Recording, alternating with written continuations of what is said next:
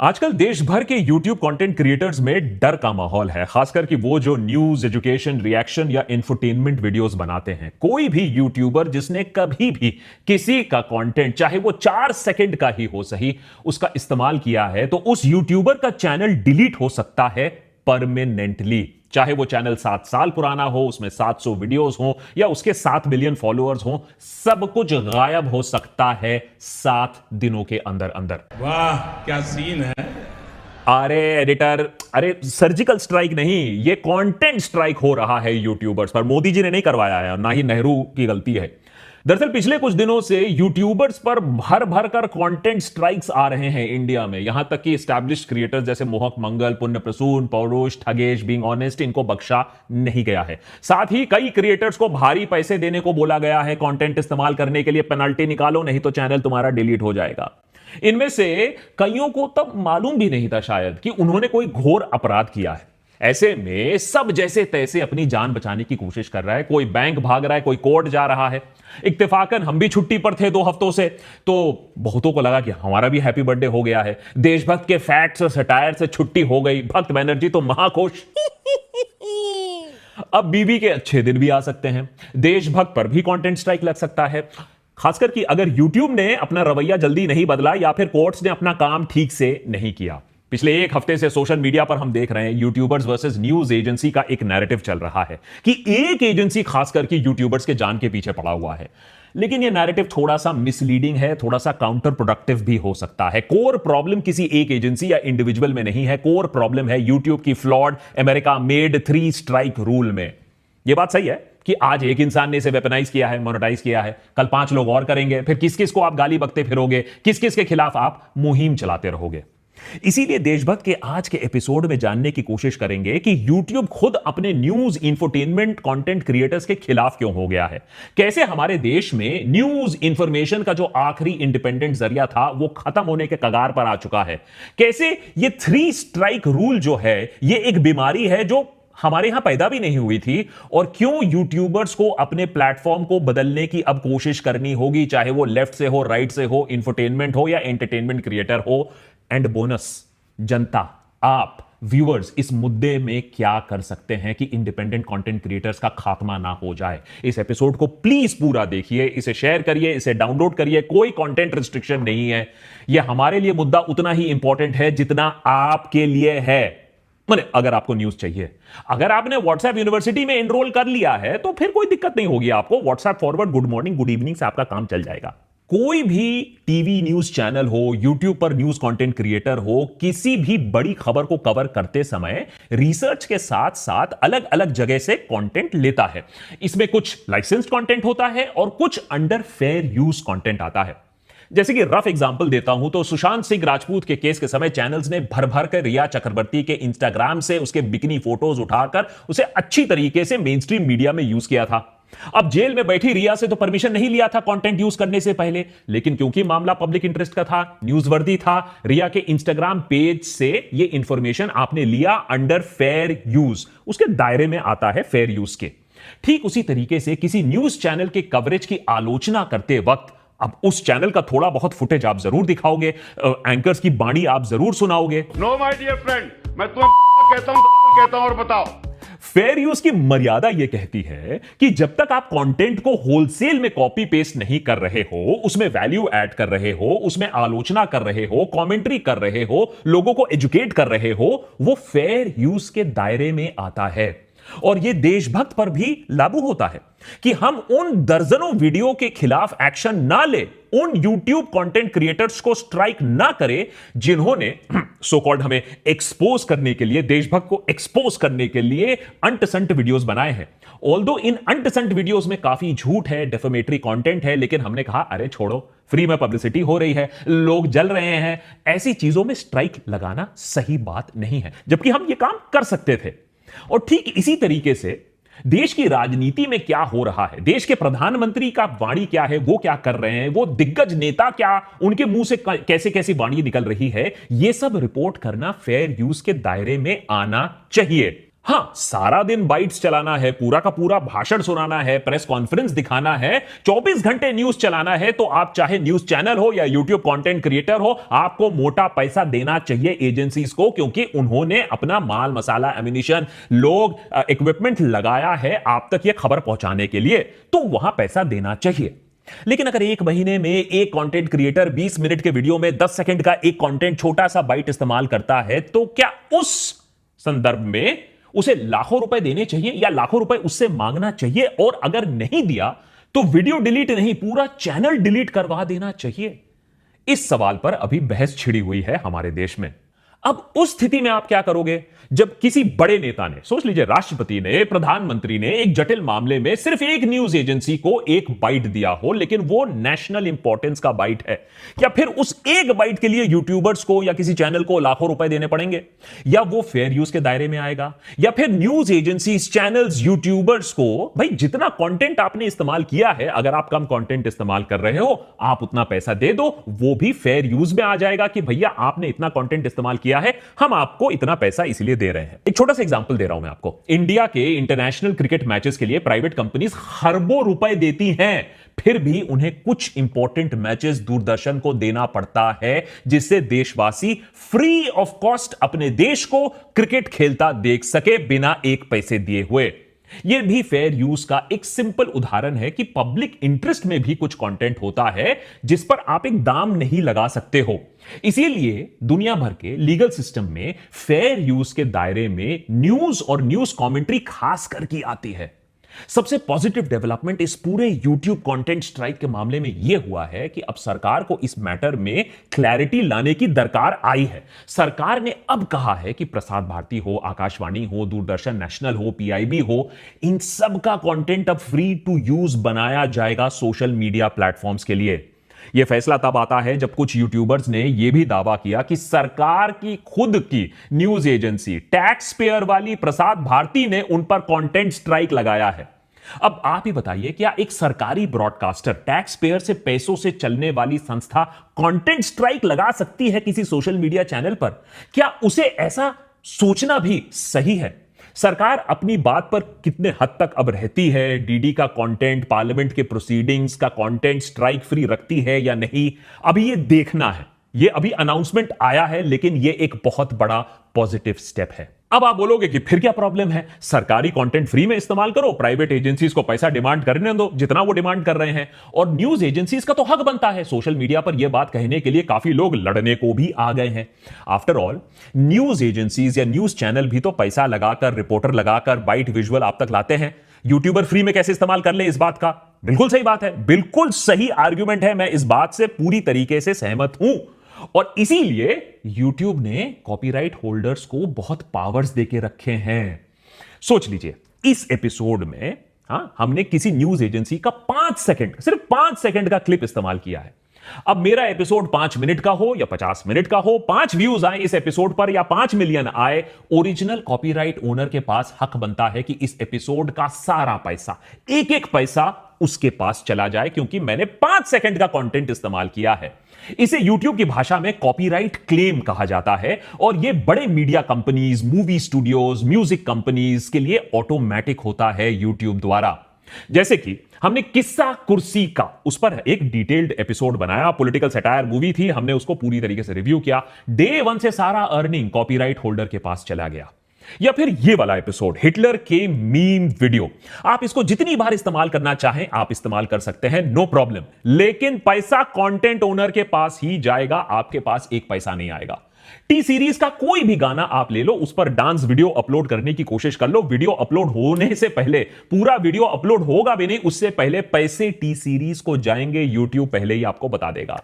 और T series आज लोगों के चैनल इस बात पर डिलीट नहीं करता है, वो भी समझ चुका है कि भाई लोग आपका कंटेंट इस्तेमाल कर रहे हैं, उसके पैसे हम ले लेंगे। क्रिएटर को क्रिएटिव सेटिस्फैक्शन मिलती है, टी सीरीज खुश, क्योंकि चोरी नहीं हो रहा है उसका कंटेंट, उसे उसकी भरपाई मिल रही है, उसके पैसे मिल रहे हैं। तो फेयर यूज के साथ साथ कॉपीराइट क्लेम इस बात का ख्याल रखती है कि आप किसी कंटेंट की आलोचना कर सकते हैं, उस पर कमेंट्री कर सकते हैं, उस पर टिप्पणी कर सकते हैं, उसे नई तरीके से यूज कर सकते हैं, उसे नए अंदाज में पेश कर सकते हैं, और जरूरत आने पर उसका पैसा शेयर कर सकते हैं ओरिजिनल कॉपीराइट होल्डर के साथ वाया कॉपीराइट क्लेम। और ये अक्सर होता भी है, इससे चैनल पर कोई इंपैक्ट नहीं पड़ता है, कोई नेगेटिव इंपैक्ट नहीं होता है एल्गोरिथम पर। लेकिन फिर जब कॉपीराइट क्लेम ऑलरेडी है, अच्छे से काम भी कर रहा है, तो कॉपीराइट स्ट्राइक की क्या जरूरत पड़ी? लोगों के चैनल को डिलीट करने की जरूरत क्यों आन पड़ी? आज जो यूट्यूबर्स का चैनल डिलीट हो रहा है, उसका क्रेडिट, उसका श्रेय जाता है यूट्यूब को और हमारे देश के कमजोर फेयर यूज लॉ को। इसका सबसे बड़ा उदाहरण मोहक मंगल नहीं है, बल्कि न्यूज लॉन्ड्री है, जिसे 2021 में इंडिया टुडे ग्रुप ने 50 से भी ज्यादा कॉपीराइट स्ट्राइक्स मार दिए। 50 कॉपीराइट स्ट्राइक्स एक साथ एक न्यूज चैनल ने न्यूज लॉन्ड्री को मार दिए, वो जिसका काम है न्यूज चैनल पर कमेंट्री करना, न्यूज चैनल की पोल खोलना। अरे चैनल के कंटेंट दिखाए बिना चैनल को एक्सपोज कैसे करोगे भाई? यह मेगा स्ट्राइक संभव हुआ क्योंकि हमारे देश में कॉपीराइट लॉज दादा आजम के जमाने के हैं। फेयर यूज का कॉन्सेप्ट ठीक से डिफाइंड तो है ही नहीं। एआई और डिजिटल इंटेलेक्चुअल प्रॉपर्टी जैसी चीजों को तो आप भूल जाओ।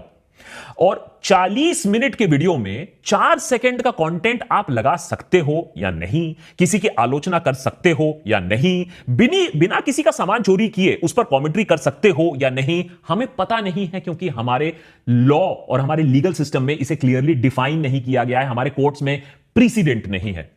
जब सरकार ने इसको लेकर क्लियर नियम नहीं बनाए, तो यूट्यूब ने भी कहा अरे हमें क्या पड़ी है, धो दो अपने हाथ, और बोला कि देखो भाई कंटेंट क्रिएटर, तुम कोर्ट में जाओ, हमें तो पता नहीं है, हम अपने हाथ इसमें गंदा नहीं करना चाहते हैं। तो वो तो न्यूज लॉन्ड्री के पास अच्छे लॉयर्स थे कि उन्होंने स्ट्राइक्स हटवा दिए कोर्ट में जाकर। फिर भी चैनल 2 महीने से ज्यादा ऑफ एयर रहा था। लेकिन एक इंडिविजुअल क्रिएटर ऐसे में क्या करे? या तो वो पैसे दे दे या फिर डिलीट हो जाए। लेकिन इंडिया टुडे द्वारा कंटेंट स्ट्राइक की स्ट्रेटेजी अमेरिका में फेल हो जाती। यूट्यूब छोड़ो, वहां तो बड़े बड़े लेट नाइट शोज, बड़े बड़े satire anchors, Jimmy Kimmel, Jon Stewart, Stephen Colbert, दूसरे मेन स्ट्रीम न्यूज चैनल्स के क्लिप खुद यूज करते हैं, रोस्ट करते हैं, खरबों लोग ये कंटेंट कंज्यूम करते हैं, और ये फेयर यूज के दायरे में आता है। वहां 4 सेकंड का क्लिप लेकर अगर आप किसी को कंटेंट स्ट्राइक करने जाओगे तो यूट्यूब भी हंसेगा और कोर्ट्स भी हंसेंगी आपके ऊपर, क्योंकि फेयर यूज का मतलब साफ तौर से लिखा गया है उनके लीगल सिस्टम में। यूएस लॉ में लिखा गया है कि अगर कॉपीराइट कंटेंट को आप क्रिएटिव एक्सप्रेशन दे रहे हो, उसे क्रिएटिवली इस्तेमाल कर रहे हो, तो यह अलाउड है, यह लीगल है। इसीलिए न्यूज में फेयर यूजेज का जो स्कोप है वो बहुत ज्यादा है। बतौर से आप किसी फिक्शनल नॉवेल, किसी मूवी या किसी सॉन्ग को अगर आप कॉपी करने की कोशिश कर रहे हो तो वहां आप पर स्ट्राइक लग सकता है, लेकिन न्यूज कंटेंट नहीं। एजुकेशन हो, रिसर्च हो, स्कॉलरशिप हो, क्रिटिसिज्म हो, न्यूज रिपोर्टिंग हो, कमेंट्री हो, टीचिंग हो, यहां कंटेंट आप इस्तेमाल कर सकते हो। कॉपीराइट कंटेंट छोटी छोटी मात्रा में आप लीगली इस्तेमाल कर सकते हो। आपका चैनल कोई डिलीट नहीं करेगा, आपसे पैसे कोई नहीं मांगेगा। इंग्लैंड में भी डॉक्ट्रिन ऑफ फेयर डीलिंग साफ तरीके से बताता है कि फेयर यूजेज क्या होता है। Section 29, section 30 of the copyright designs and patents act 1988 कहती है कि 3 जगह पर आप फेयर डीलिंग या फेयर यूज कर सकते हो, वो लेजिटिमेट है, वो अलाउड है। नंबर 1, पर्पस ऑफ रिसर्च और private study. Number 2, purpose of criticism, review और quotation. And number 3, for the purposes of reporting current events. यहां आप कॉपीराइट सामान यूज कर सकते हो। इसीलिए YouTube ने कॉपीराइट स्ट्राइक का कॉन्सेप्ट फिर इंट्रोड्यूस किया कि फेयर यूज से ज्यादा जब कोई कंटेंट पूरा का पूरा चोरी कर रहा है, जैसा कि मानो घंटों तक आपने वीडियो गेम कंटेंट चोरी किया, अपने चैनल पर लगा दिया, घंटों का म्यूजिक कॉपी किया, उसको एक ट्यून में डाल दिया या रीमिक्स बोलकर उसे फिर से रिलीज कर दिया, या फिर किसी मूवी को पूरी तौर पर YouTube पर अपलोड कर दिया। ऐसे कॉपीराइट थेफ्ट के लिए, ब्रेजन एक्ट्स के लिए YouTube ने कॉपीराइट स्ट्राइक बनाया और यह फैसला लिया कि 90 दिनों में अगर 3 ऐसे संगीन कॉपीराइट स्ट्राइक्स आएंगे तो आपका पूरा का पूरा चैनल गायब हो जाएगा। यह कॉपीराइट थेफ्ट को रोकने के लिए एक सिस्टम बनाया गया था। अमेरिका और इंटरनेशनल लॉ के हिसाब से बनाया गया पॉलिसी कभी भी 4 या इवन 40 सेकंड के फुटेज को कंटेंट वायलेशन नहीं मानता था। लेकिन इसी पॉलिसी को जब आप इंडियन कॉन्टेक्स्ट में आप डाल देते हो तो 4 सेकंड का कंटेंट भी कॉपीराइट क्लेम नहीं, कॉपीराइट स्ट्राइक में शामिल हो जाता है। जब तक कि आप में इतनी शक्ति ना हो, आपके पास लॉयर्स इतने ना हो जो कोर्ट में जाकर आपके लिए केस लड़ेंगे। क्योंकि हमारी सरकार ने साफ तौर पर फेयर यूज को डिफाइन नहीं किया है और टाइम अब आ चुका है कि अब इस मैटर को सुप्रीम कोर्ट देखे और इस मैटर को सेटल कर दे और हमें भी बता दे कि हम क्या यूज कर सकते हैं, क्या नहीं यूज कर सकते हैं। लेकिन कहीं ना कहीं कोर्ट्स तो छोड़ो, यूट्यूब को भी देखना चाहिए कि उसकी अमेरिका में बनी, अमेरिका के लिए इंटरनेशनल पॉलिसी के लिए इंडिया में कैसे इस पॉलिसी को वेपनाइज किया जा रहा है, कैसे चैनल्स को कुछ सेकंड के कंटेंट के लिए बंद किया जा रहा है या उनसे पैसे मांगे जा रहे हैं। क्या अमेरिका में ऐसा करना, और वो भी इतने सारे यूट्यूबर्स के साथ करना, संभव होता? The answer is a clear no. मुश्किल सवाल उठाने वाले चैनल्स के लिए अब ये नई चुनौती। पहले पुलिस से बचो, सरकार से बचो, अब यूट्यूब से खुद ही डर के रहो। यूट्यूब की 3 स्ट्राइक पॉलिसी और यूएपीए लॉ में ज्यादा फर्क नहीं रह गया है। You are guilty unless proven innocent. YouTube में कुछ तो बदला है पिछले कुछ महीनों में। पहले जो कंटेंट स्ट्राइक की डिमांड होती थी उसे क्लोजली स्टडी किया जाता था और सिर्फ सीरियस क्लियर वायलेशन केसेस में चैनल डिसाइड करती थी कि भैया आप पर कंटेंट स्ट्राइक लगेगा, आपका चैनल डिलीट हो जाएगा। लेकिन हाल फिलहाल में शायद वॉल्यूम इतना बढ़ गया है या फिर यूट्यूब ने एआई एजेंट्स को काम दे दिया है।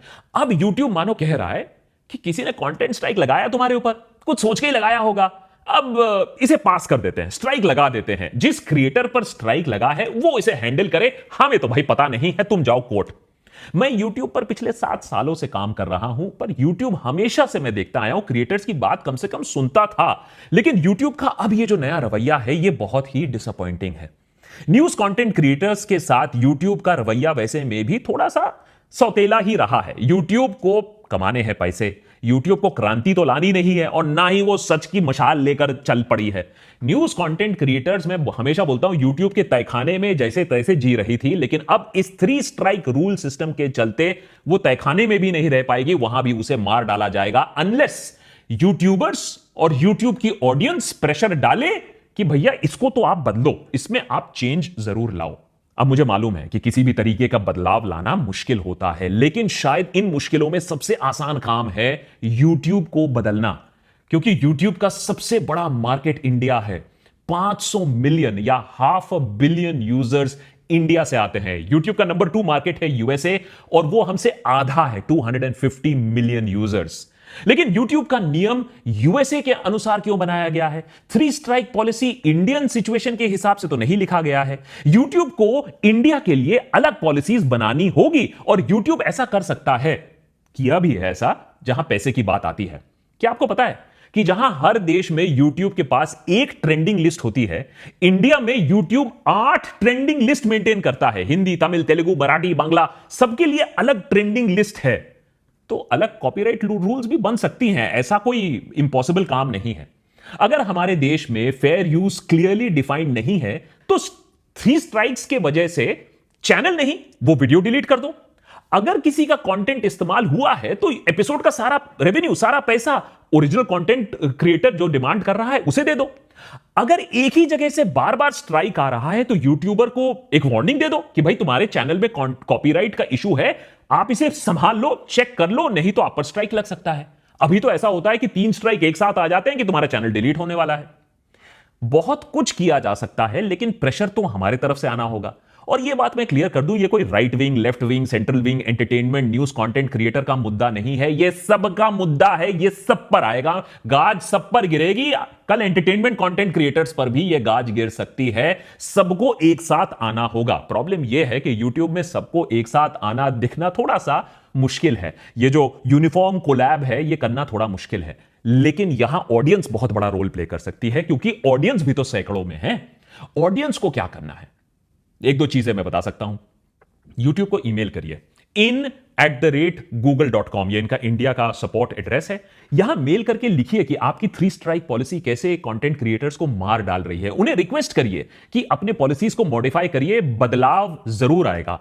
सरकार से मैं ज्यादा एक्सपेक्ट नहीं करता हूं, लेकिन आप pgportal.gov.in में एक कंप्लेंट दर्ज कर सकते हैं कि भाई ये जो पॉलिसी है आप बताइए कि क्या रूल है, 5 सेकंड 10 सेकंड फेयर यूज क्या होता है, आप एक नियम इंट्रोड्यूस कर दीजिए, कम से कम हमें मालूम तो चलेगा कि क्या सही है क्या गलत है।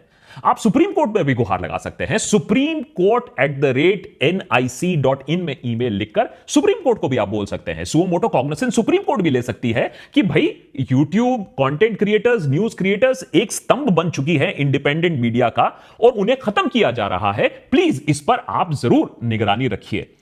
अब देखिए, यूट्यूबर्स को आपको सपोर्ट भी तो कहीं ना कहीं करना पड़ेगा। कंटेंट उनका आता है, आप लाइक करते हो, शेयर करते हो, लेकिन जो यूट्यूबर्स कोर्ट जाने की हिम्मत दिखा रहे हैं उन्हें आपको सपोर्ट करना पड़ेगा। बोलना पड़ेगा कि भैया रूल तो साफ करना पड़ेगा सरकार को और कोर्ट को, 2 second, 10 second, 20 second fair use कहां अलाउड है, कहां नहीं अलाउड है, इसको आप क्लियर करिए। नहीं तो मदर ऑफ डेमोक्रेसी तो हम कह रहे हैं, लेकिन मदर ऑफ डेमोक्रेसी के आसपास भी नहीं हो रहे, मदर सिस्टर हो रहा है राइट टू फ्री स्पीच और एक्सप्रेशन का। लास्ट में हम क्या कर रहे हैं इस मुद्दे पर? पिछले 1-2 हफ्तों से हम भी बात कर रहे हैं लॉयर्स से, अपनी टीम से, जो हमारे एडवाइजर्स हैं। एक बात तो साफ है, कुछ लोग कह रहे हैं कि भाई तुमने भी पैसे दिए होंगे।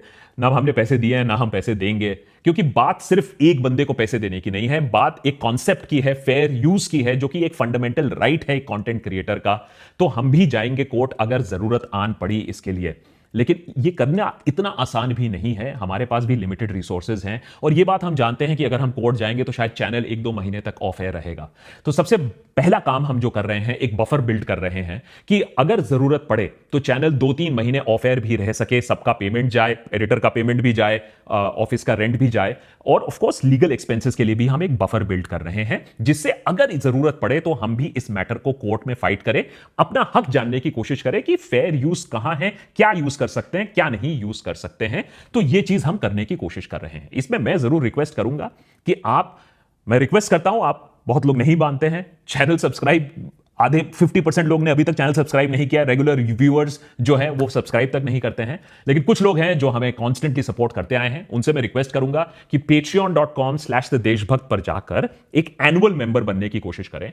एनुअल मेंबरशिप से क्या होता है, हमारे पास एक विजिबिलिटी रहती है कि अगले कुछ महीनों तक, 1 साल तक हमारे पास कितने फंड्स हैं, कितने रिजर्व्स हैं। फाइनली मैं कहूंगा कि अगर आप सपोर्ट फाइनेंशियली ना कर पाए, जरूर इसको शेयर करिए, डाउनलोड करिए, इस चीज पर बात करिए, क्योंकि बात एक स्तंभ की है, बात इंडिपेंडेंट कंटेंट क्रिएटर्स की है, और उसे उन्हें कैसे खत्म किया जा रहा है। Finally news, commentary, roasts, opinions, ये रहेगा या नहीं रहेगा, आज हम उस बेंड पर हैं, उस कगार पर हैं। इसमें आपका सपोर्ट बहुत जरूरी है, नहीं तो ये सारी चीजें बहुत जल्द खत्म हो जाएंगी।